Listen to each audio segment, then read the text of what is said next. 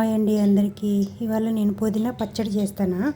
కొంచెం పుదీనా ఎక్కువ తీసుకోవాలి, కొంచెమే కొత్తిమీర, సరిపడా మీకు కారం సరిపడంత పచ్చిమిరపకాయలు, ఒక ఆనియన్, 2 టమాటాలు తీసుకున్నా అంతే. ప్యాన్లోకి కొంచెం నూనె వేసుకున్నా. ఇప్పుడు ఒక్కొక్కటి వేపుకుందాము. ఫస్ట్ పచ్చిమిరపకాయలు వేసుకున్నాము.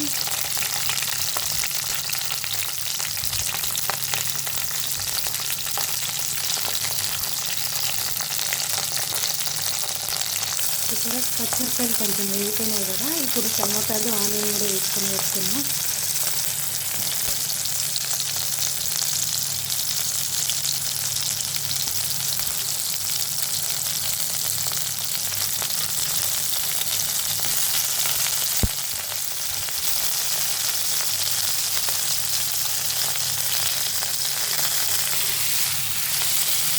చూసారా, టమాటాలు, ఆనియన్స్ అన్నీ మగ్గినాయి కదా. ఇప్పుడు కొంచెం పసుపు, ఉప్పు వేసేసుకున్నాం.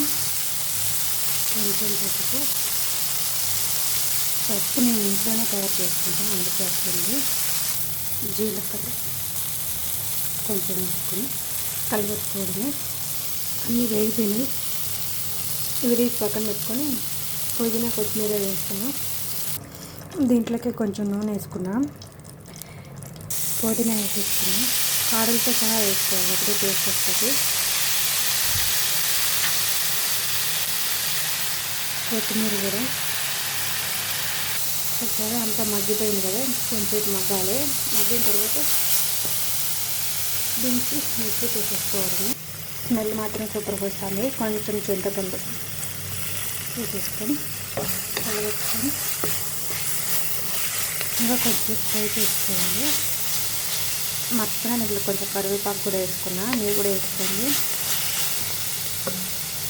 చూసారా, పుదీనా పచ్చడి రెడీ.